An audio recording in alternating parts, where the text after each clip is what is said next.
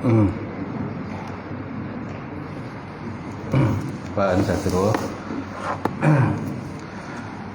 InsyaAllah kita mulakan pengajian kita pada malam ini dengan kita sama-sama membaca Ummul Quran ila hadratin Nabi Muhammadin Mustafa Rasulullah sallallahu alaihi wasallam wa ala kiram ashabil nizam syai'ullah al-Fatihah. A'udzu billahi minasyaitonir rajim. Bismillahirrahmanirrahim.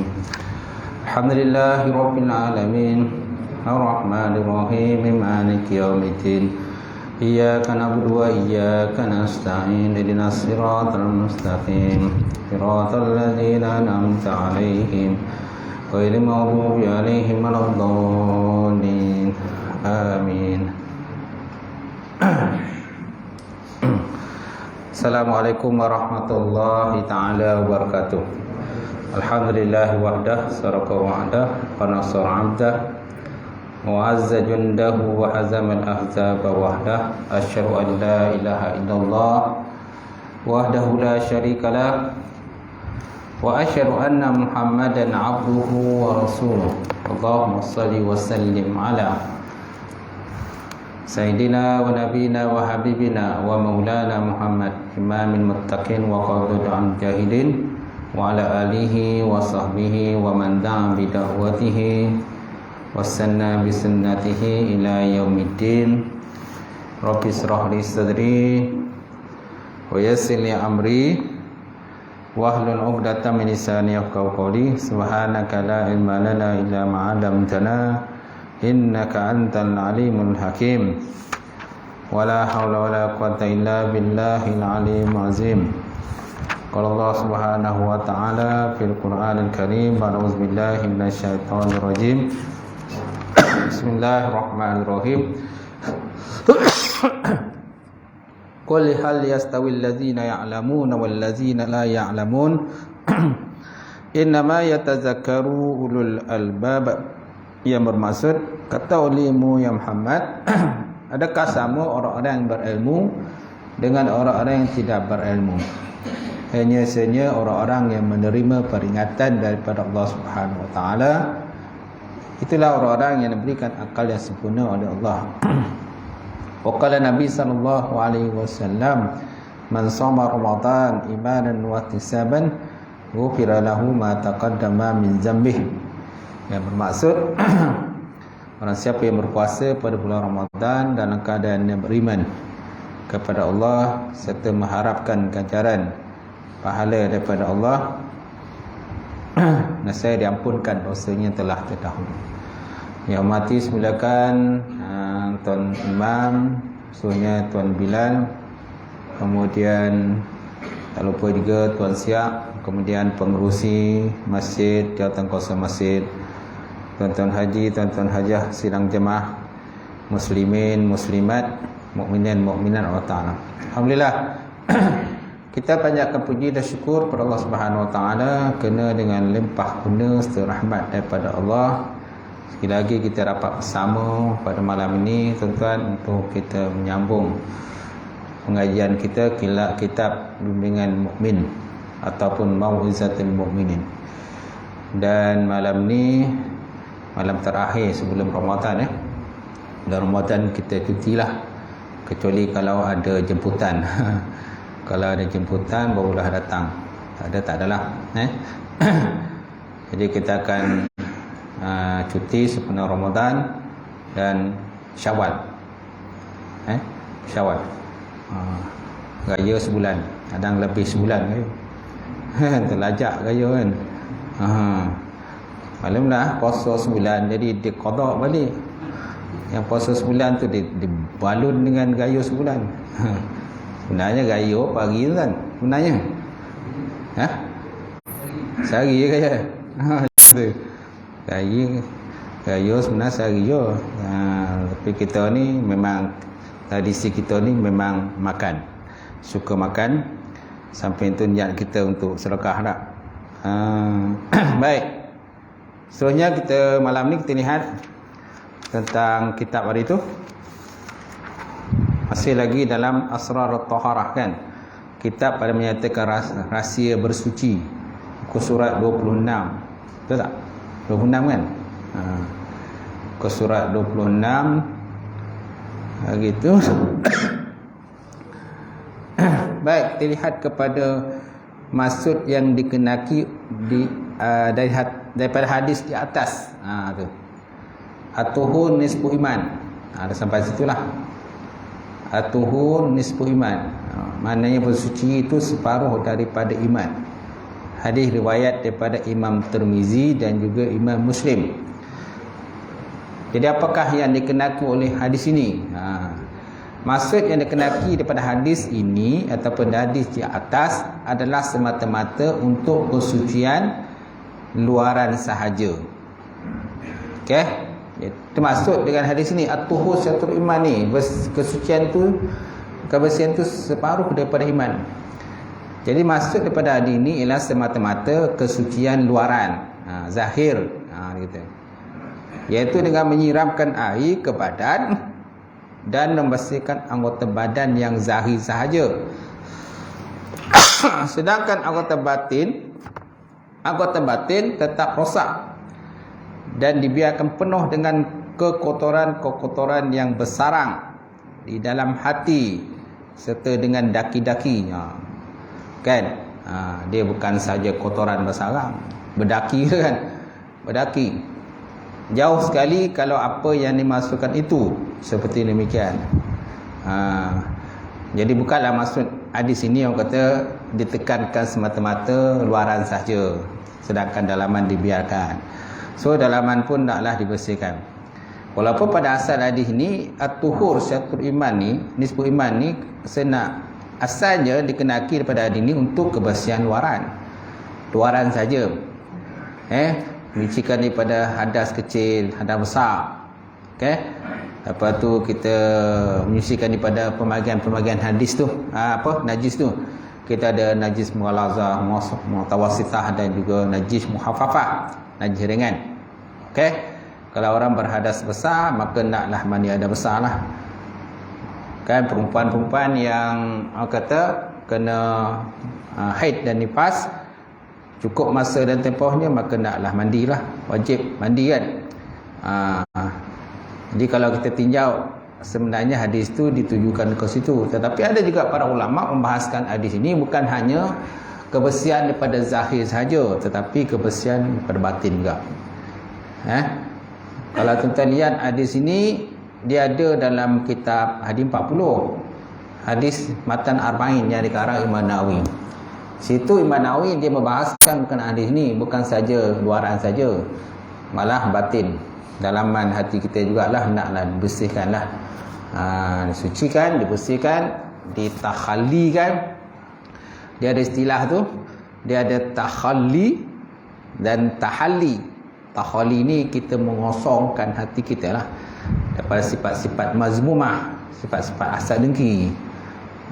Kemudian tahalli itu kita masukkan pula sifat-sifat yang baik. Setelah kita buang sifat-sifat yang buruk, takhalli. Khalli ni asal pada khalla. Khalla ni makna kita mengosongkanlah sifat-sifat yang mazmumah, sak dengki, buruk sangka kan, dan sebagainya lah. Kemudian kita tahallikan, kita isi dengan sifat-sifat yang baik. Itu kan.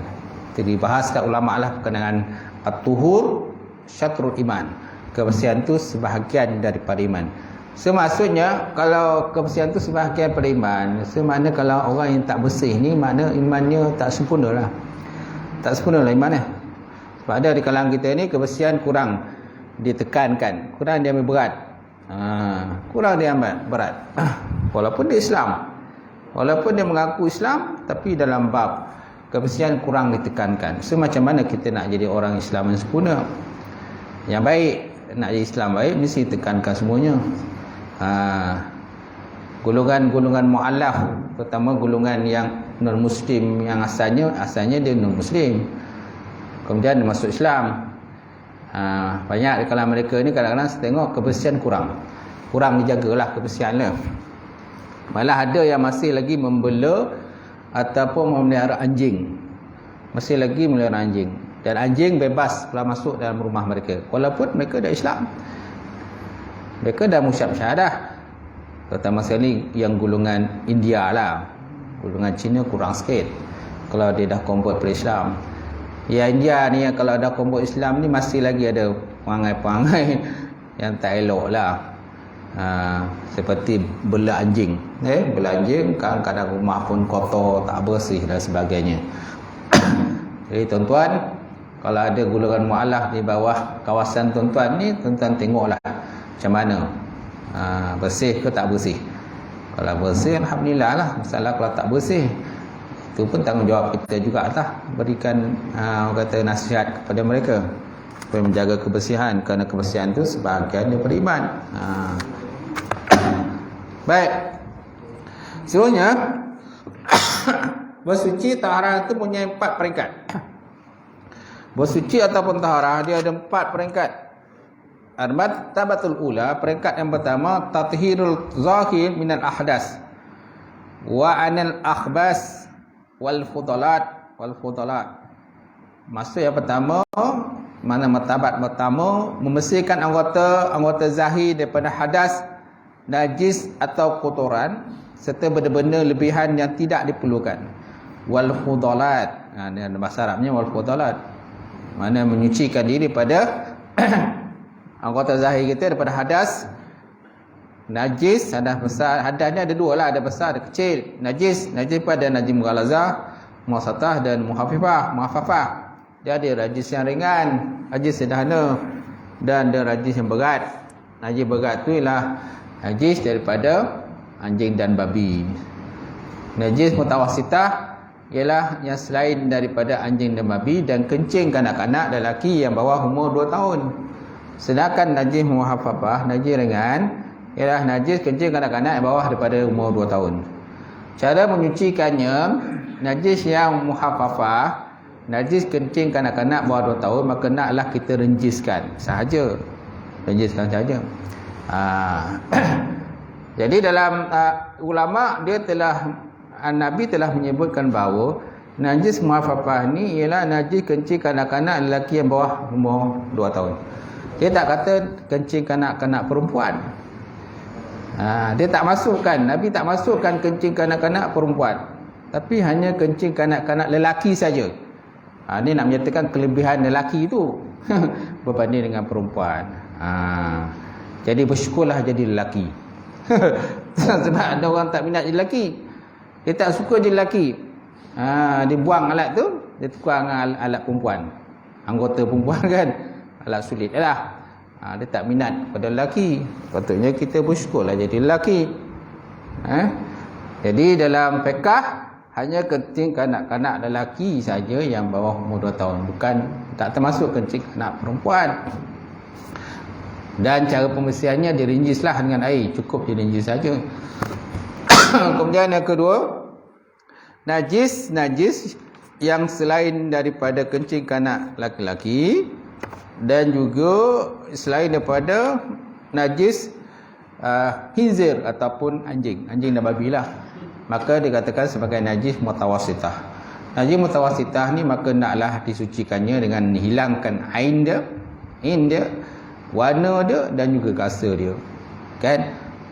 Rasa tu bukan rasa dengan lidah, yang gaji-gaji beri rasa pahal. Kan?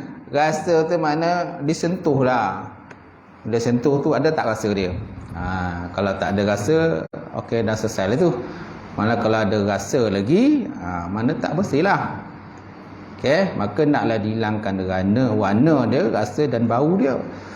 Okey, kemudian yang ketiga, najis yang mughallazah, najis yang berat ni ialah najis daripada anjing dan babi lah, hasil daripada jilatan kan, jilatan anjing dan babi. Dan sebenarnya anjing dan babi itu pun sendiri adalah najis.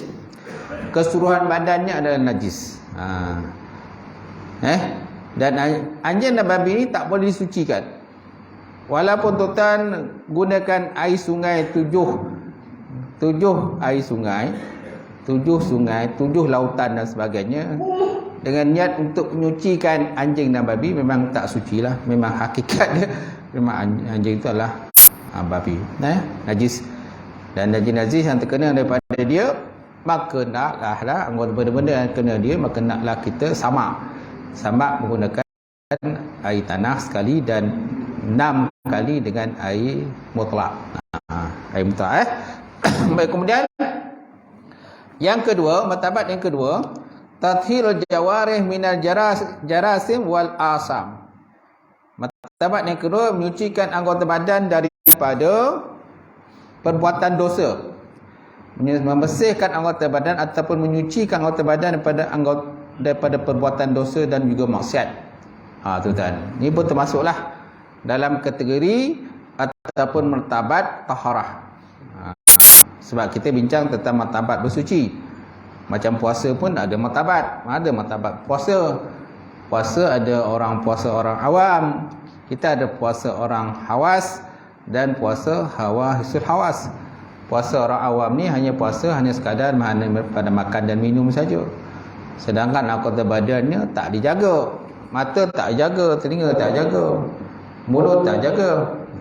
Banyak anggota badan tak jaga. Itu dikatakan puasa orang awam. Yang kedua, puasa orang hawas. Puasa orang hawas ini, puasanya bukan hanya sekadar pada makan minum saja. Malah anggota badannya dijaga, mata jaga, telinga jaga, mulut jaga kan. Sebab apa? Perkara-perkara itu kalau dilakukan akan boleh mengurangkan pahala puasa kita.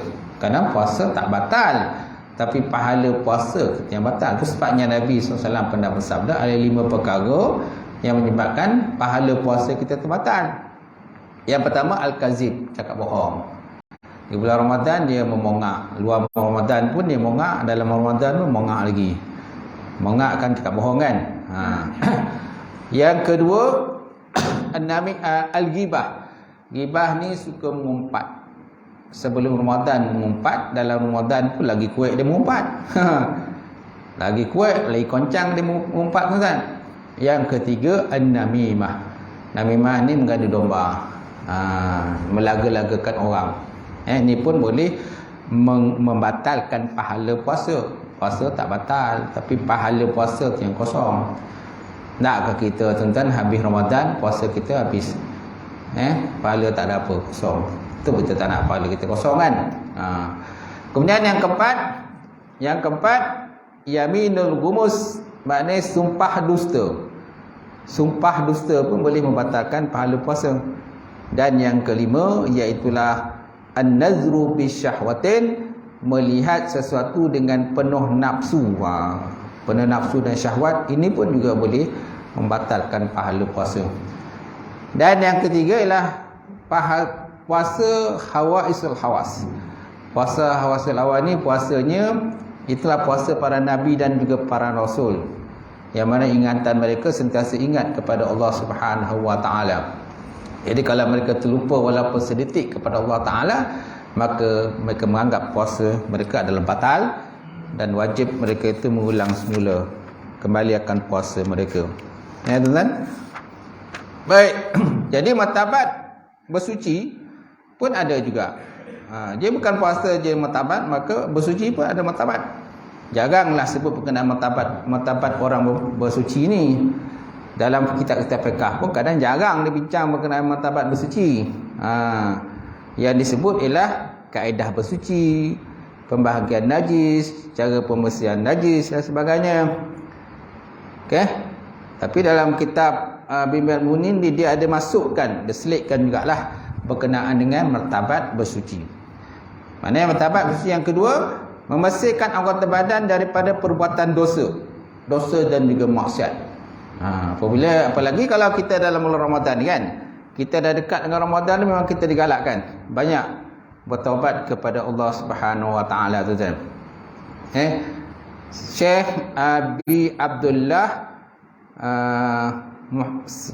Syekh Abdullah Muhammad Said Ar-Ruslan dia sebut, dia kata bahawa bila masuknya Ramadan atau bila datangnya Ramadan, ada beberapa perkara yang kita kena ambil tekankan.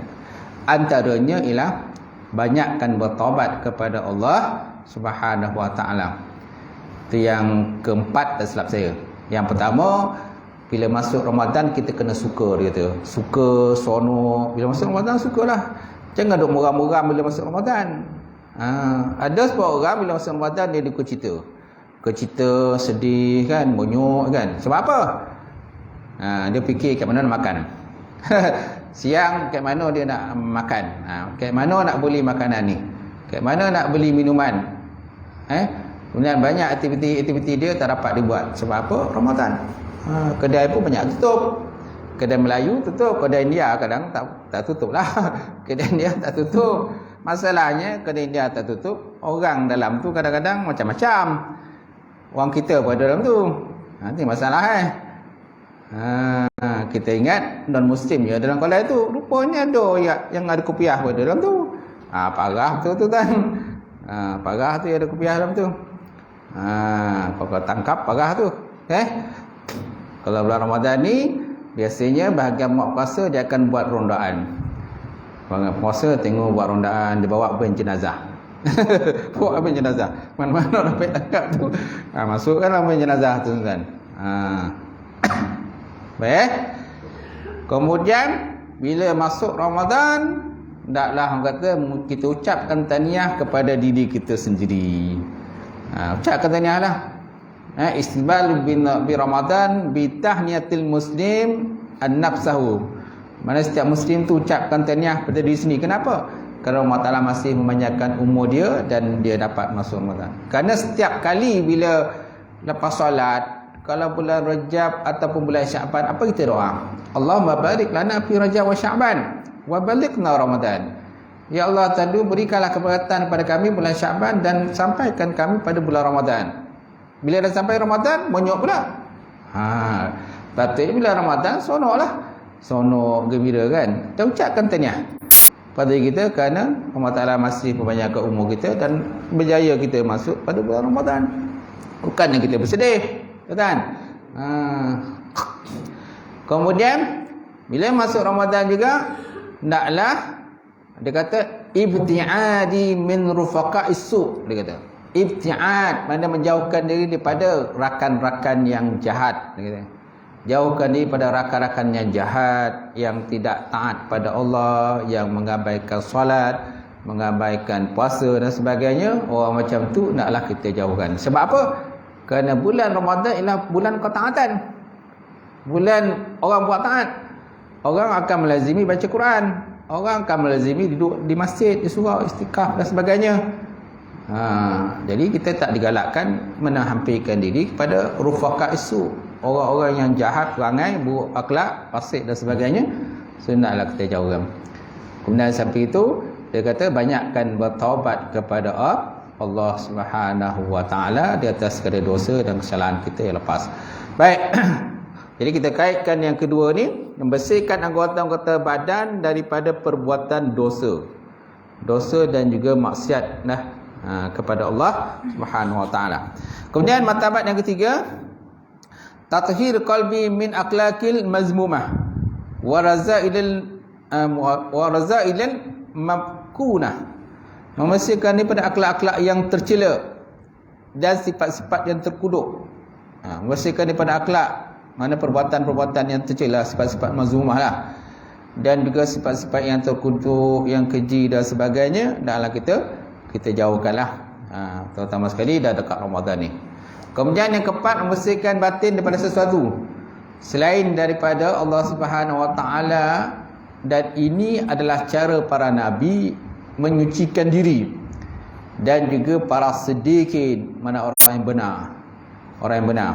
Tathhirus sirri amma siwallah wa huwa taharatul anbiya sallallahu alaihi wasallam. Menyucikan rahsia kita, batin kita, amma siwallah, daripada sesuatu yang selain daripada Allah Ta'ala. Sesuatu yang selain daripada Allah. Dalam terjemahan tu dia ada koma kan, koma tu buang. Kalau tak sesuai lah. Membersihkan diri pada sesuatu selain daripada Allah. Jadi koma tu buang. Sebab kalau dalam bahasa Arabnya dia kata tathhirus sirri amma siwallahu ta'ala. Menyucikan rahsia kita, batin kita daripada benda-benda ataupun perkara-perkara yang selain daripada Allah Subhanahu wa taala. Wahwa, dan iaitu taharatul anbiya. Itulah penyucian cara para nabi salawatullah alaihim was-siddiqin. Salawat Allah Taala atas mereka, was-siddiqin, dan juga para orang yang benar. Siddiqin lah orang yang benar ataupun muqarrabin, orang yang dekat kepada Allah Subhanahu wa taala tu kan. Okey. Ni Aiman ada 4 martabat lah. 4 martabat dalam konteks kebersihan diri kita kepada Allah Subhanahu wa taala, bersih zahir kita, bersih batin kita, bersih jiwa kita, dan kita jauh kepada benda tidak elok yang boleh menyebabkan rosaknya diri kita. Nabi SAW pernah bersabda, sesungguhnya dalam diri seorang itu ada segumpal darah. Betul tak? Inna fi kulli jasadin mudghah, iza salahat salahat jasadu kulluh, wa iza fasadat jasadu kulluh, ala wa ya alqab. Sesungguhnya dalam diri setiap seorang itu ada seketul daging, sebuku daging ataupun seketul daging. Iza salahat, apabila dia baik, maka baiklah anggota badannya.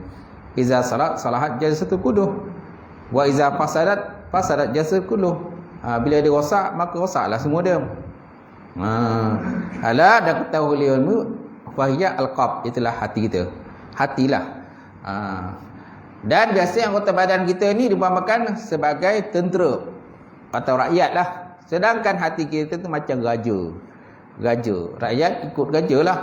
Apa yang dia kata raja, ikut je lah. Dan raja boleh memerintahkan rakyat, memerintahkan bala tenteranya. Jadi kalau raja rosak, maka rakyat pun rosak. Raja baik, maka rakyat pun baik. Kalau raja rosak, akan ada pula orang yang bangkit. Bangkit untuk menentang raja. Qulil haq walau kana muran, katakanlah yang benar walaupun pahit. Dia akan banyak tiba-tiba di lain pula. Kan? Dan juga untuk mencegah kemungkaran. Seterusnya tuan-tuan, seorang hamba itu tak mungkin akan mencapai peringkat yang tertinggi melainkan terlebih dahulu melalui peringkat yang ada di bawahnya. La yanalul abda tabaqatul aliyah illa ayatazawwaju tabaqal salifah. Seorang hamba tadi kan, dalam konteks ia menuju kepada Allah Taala ni tuan-tuan, dia tak akan mungkin capai peringkat atas kecuali ikut bawah dulu. Kan, dia ikut bawah dululah. Mana bersihkan bahagian bawah. Mana bahagian bawah tadi? Martabat pertama, membersihkan anggota zahir daripada hadas, najis ataupun kotoran serta benda-benda lebihan yang tidak diperlukan. Tak boleh kita hanya menuju pada martabat paling atas. Oh, aku nak ambil kulit, isi aja, kulit tak nak. Ini bab-bab bersih ni, bab-bab zahir ni cuma kulit je. Aku martabat tinggi, aku pilih yang tinggi lah, pilih kulit je. Tak boleh tuan-tuan, tak boleh. Man, kata para ulama, dia kata man tasawwafa wala tafaqqaha faqad tazandaka. Siapa yang tasawuf, dia pilih tasawuf tetapi dia tidak ada fiqh, maka mereka itu digolongkan sebagai orang zindik. Kemudian orang yang man tafaqqaha wala tasawwafa, barang siapa pula dia ambil fiqh tapi tak ada tasawuf, faqad tafassaka, maka sungguh dia jadi fasik. Dia fasik. Kalau dia pilih fiqh aja, tasawuf ditinggalkan, dia boleh jadi fasik.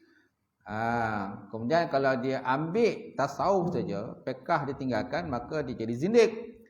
So yang nak sempurna kena ambil dua-dua lah. Kalau nak ambil dua-dua tu, so maknanya kita kena ambil peringkat pertama dulu. Kebersihan dari segi zahiriat kena tekankan dulu. Jangan tiba-tiba, sebab ada sebuah orang ni tuan-tuan, disebabkan dia sebelum ni didogi jahat, jadi tiba-tiba Allah Ta'ala bagi dia taufik hidayah, dia berubah dia. Hasil daripada taufik hidayah Allah Ta'ala, dia berubah, terus masuk tasawuf. Bila dah masuk tasawuf, parahlah kan, yang benda yang fiqh-fiqh dia tinggalkan. Tak betul lah, dia kena ikut step dia. Fiqh dulu, fiqh, lepas tu buat tasawuf, ataupun tauhid dulu. Tauhid, awaluddin, maknullah, awal-awal agama itulah mengenal Allah Ta'ala. Baik. Seseorang hamba tu, dia kata tak mungkin akan mencapai peringkat yang tertinggi melainkan terlebih dahulu melalui peringkat yang ada di bawahnya. Okay? Tak boleh kita hanya melompat peringkat yang keempat. Dia kata ada 4 kan, martabat yang keempat tadi kan. Martabat pertama, martabat kedua, peringkat martabat ketiga dan martabat keempat. Tiba-tiba dia terus ambil peringkat martabat keempat. Sedangkan peringkat pertama, kan lapisan tabakat awal tu dia tak tahu je. Alah, buat masa ni kan, umur aku pun dah berapa tahun dah, dia kata. Bila masa nak belajar fiqah, bila masa nak bab bersuci. Okay?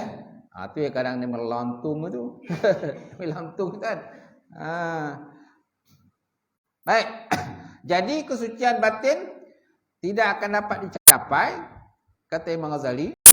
Jadi kesucian batin tak akan dapat dicapai seseorang itu tidak terhindar daripada sifat-sifat yang tercela atau dipenuhi dengan sifat-sifat yang terpuji selagi dia belum menyucikan batinnya terlebih dahulu dengan menjauhi akhlak yang tercela dan melaksanakan akhlak yang terpuji.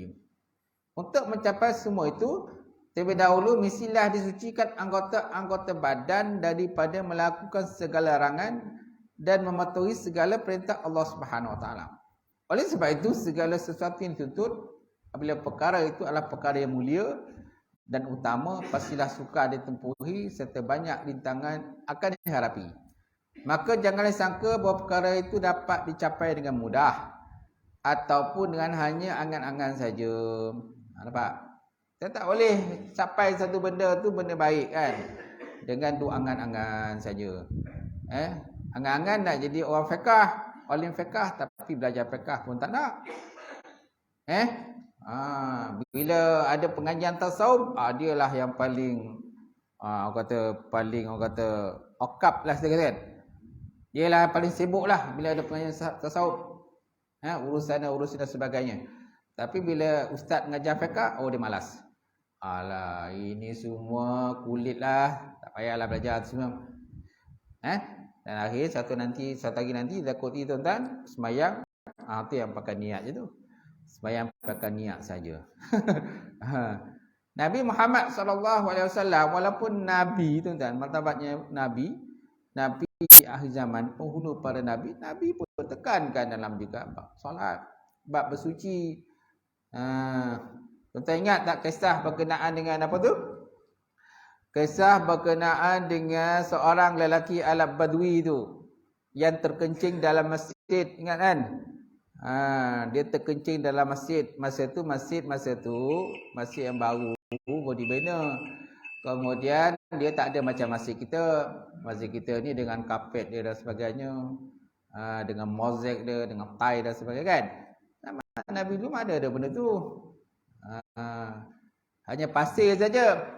Jadi Arab Badui ni dia tak tahu apa-apa. Dia pun pergi terkencing lah dalam masjid. Adakah belah sahabat dia bongih lah. Ada yang nak hentak dia, nak pukul dia sebagainya. Kuang hasam tu kan. Kuang hasam tu kau ajar kau.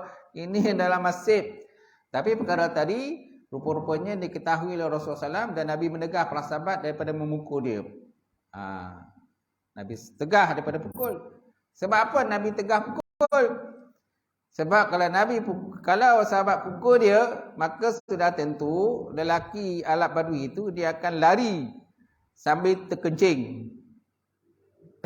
Lari tapi terkencing. Asalnya dia kencing kat situ aja. Dah menjejer-jejer pula. Kemungkinan satu masjid dah ada penuh dia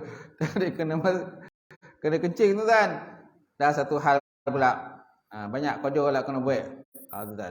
Jadi perbuatan tadi tegah oleh Rasulullah SAW dan Nabi siap para sahabat, biarkanlah dihabiskan hajat itu sampailah habis dia kencing. Lepas tu Nabi Muhammad SAW pun mengajarkan tentang cara menyucikan, membersihkan perkara tadilah. Itulah cara ataupun kaedah yang digunakan pakai oleh Rasulullah SAW. Tak ada kita tiba-tiba yang bongih dah, ontak dia dan sebagainya. Maklumlah masa tu ialah hukum Islam dan kemungkinan Arab Badui ni tak faham berkenaan adab-adab dalam masjid. Itu sebabnya kita kena terangkan adab-adab dalam masjid. Terutama macam pada ahli Korea kita, kepada anak-anak kita, kepada cucu kita dan sebagainya. Ada kalau mereka ni dia tak tahu tentang adab dalam masjid. Kita lah kena beritahu dia. Kalau duduk dalam masjid ni, nak datang sembahyang Jumaat, okey duduk diam. Jangan keluar-kelir kedai bau. Kemudian bulan Ramadan ni nak tarawih kan. Ramai yang datang kan. Daripada yang kecil sampai yang besar. Yang tua kan, yang muda semua datang nak sembahyang tarawih. Tapi jangan orang kata awal tarawih je, hujung tarawih dah hilang lah losap. Yang ada imam je lah, imam dengan Bilal je. Yang lain semua dah hilang. Tuan, harap semua ada lah. Okay? Sampailah pada akhir Ramadan tuan. Jadi pada anak kita ni bila datang Ramadan ni, datang ke masjid surau, terangkan adab kepada mereka. Jangan buat bising, jangan bergumpal sana bergumpal sini, jangan bersilat sana bersilat sini. Ni orang sembahyang tarawih ni banyak kadang-kadang terganggu tuan. Sebabkan anak-anak tadi. So kita kalau adab dalam masjid. Baik, sikit lagi tuan-tuan. Begitulah hakikatnya, sebab seseorang yang buta penglihatan mengenai perbezaan peringkat-peringkat ini tentu tidak dapat memahami peringkat-peringkat kesucian tadi. Melainkan peringkat yang terendah saja. Sebenarnya peringkat yang terendah ini boleh dikatakan sebagai kulit yang boleh dilihat secara zahir apabila dibandingkan dengan isi atau inti yang dicari-cari itu. Oleh sebab itu ramai yang hanya tertipu dengan kulit. Ramai juga kalangan kita ni duk tekan fiqah aja. Dia kata, fiqah aja tekan, tasawuf tinggallah. Aku malas lah ngaji tasawuf ni. Okey. Kita tak boleh hanya menekankan bab zahir saja sedangkan bab batin kita tinggalkan. Itu sebabnya yang saya sebut tadi. Kata para ulama, man tafaqqaha wala tasawwafa faqad tazannaka. Siapa yang hanya menekankan kepada fiqh tetapi tidak menekankan tasawuf, akhlak, maka dia jadi fasik. Kemudian barang siapa yang menekankan fiqh, tasawuf tetapi tak menekankan fiqh, maka dia jadi zindik, lagi teruk lagi. Jadi maknanya yang sempurna dua-dua kita kena jalan serentak tuan-tuan. Maknanya fiqh pun kita ambil tahu dan tasawuf pun kena ambil tahu akhlak kita. Sebab akhlak pun penting. Banyak zaman sekarang tuan, orang tak ada akhlak. Budak-budak kadang-kadang tak ada akhlak. Ada juga. Kadang berjalan depan mak ayah pun kadang-kadang tak tahu je kan. Kalau kita dulu tuan belajar berjalan depan mak ayah, kita tunduk kan. Tunduk, berjalan depan mak ayah, depan orang tua-tua. Cuba tengok budak sekarang. Kalau berjalan depan orang tua-tua. Ada tak dia tunduk? Tak ada dah. Buat tak nampak gitu kan. Tak nampak, tak roti dia kan. Macam tu. Jadi mana kurangnya adab. Juga dalam bab mengaji pun ada adab. Mengaji pun ada adab. Berguru pun ada adab. Dalam konteks kita berguru, selagi mana kata guru belum membuka soalan, kita jangan tanya. Kemudian jangan berdebat dengan guru, jangan membangkang cakap guru. Ini tidak. Bangkang sana, bangkang sini, semua tak betul. Yang betul dia je. Ini pun tak ada adab juga. Okey. Baik, kemudian oleh sebab itu ramai yang hanya tertipu dengan kulit. Maka yang menjadi perhatian utama, mereka juga menggunakan waktu yang banyak hanya untuk meneliti kebersihan, istinja, menyucikan daripada hadas kecil ataupun besar. Okey. Ini jenis orang yang orang kata yang jedas orang ragu ni. Ni bahaya juga. Banyak kalau kita ni yang ragu-ragu. Dah bersih ke belum? Dah bersih belum? Itu juga kadang-kadang tengah solat. Kan? Dah kentut ke belum? Dah kentut ke belum? Rasa macam dah kentut. Rasa macam belum kentut. Kan? Rasa macam belum kentut lagi. Kan? Jadi was-was lah. Juga dalam angkat wuduk pun kadang was-was. Berjam-jam dalam tempat wuduk. Kan? 1 jam, 2 jam. Kadang penat lah. Suami tunggu kan, bila lah selesai rumah saya ni. Daripada tadi tak selesai lagi ni. Bilik air dah lah 1. Bilik air dah 1. Rumah pula lama pula. Taradud pula. Ragu-ragu kan dah bersih ke belum. Kadang-kadang rumah okey. Suami pula taradud. Bilik air 1. Berebut. Dia tahu dah kalau abang dia masuk bilik air memang lambat. Tak apa bang, biar saya masuk bilik air tu. Kalau abang bilik air kan bila selesai ni. Sampai besok pun selesai lagi. Okey. Kemudian dalam konteks Islam lah, langkah wudu pun kita tidak boleh orang kata membazir air. Israf. Kan? Israf. Ada salah sahabat Nabi pernah kata, dia kata, jaga oleh kamu, pelihara oleh kamu daripada israf. Mana berlebih-lebihan dalam basuhan.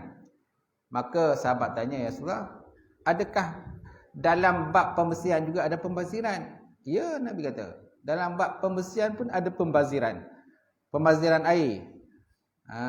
Menggunakan lebihan, terlalu banyak air. Ini pun salah satu pembaziran juga. Islam melarang daripada pembaziran. So kita ambil wudu itu sekadar daripada keperluan kita, dah lengkap, dah selesai semua, terus kita mengerjakan ibadah atau solat. So jangan kita terlampau lama dalam air, jadi membazir masa. Baik, kemudian mencuci pakaian, kemudian membersihkan bahagian luaran ataupun mencari air yang mengalir dan banyak dengan sangkaan bahawa itulah yang penting. Bahkan disertai dengan sifat was-was dan juga merosakkan akal. Jadi mana ada kalangan kita ni hanya tekankan pada bab zahir lah. Dalam bab wudu pun kadang-kadang terlampau buang masa kat situ, sehingga kita tidak menekankan benda-benda yang sepatutnya kita tekankan. Okey? Saya rasa sekadar itulah tuan-tuan perjumpaan juga perbincangan kita pada malam ini. Mudah-mudahan dengan sedikit perbincangan pada malam ini, pertemuan kita sebelum Ramadan ini, mudah-mudahan insya-Allah akan dapat menambahkan ilmu kita, dapat meningkatkan keimanan, ketakwaan kita kepada Allah Taala. Saya buka pertanyaan kalau ada sebelum saya tutup. Ada?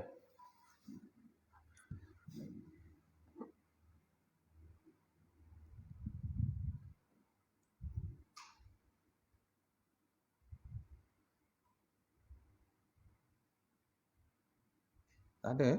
Oh, sini hebat.